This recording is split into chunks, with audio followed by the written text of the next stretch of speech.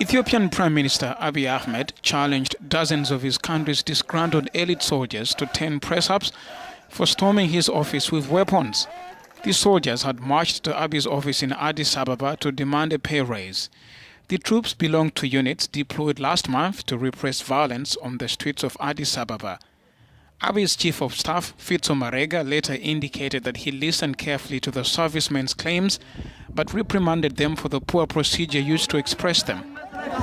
Since his appointment in April, Abiy has carried out major reforms, freeing thousands of dissidents and journalists and making peace with his enemy neighbor Eritrea. But the increase in ethnic clashes in the capital and more remote areas has raised fears that Africa's second most populous country could turn violent. In particular, the military was deployed in southern Ethiopia in August to stop violence that displaced nearly 1 million people.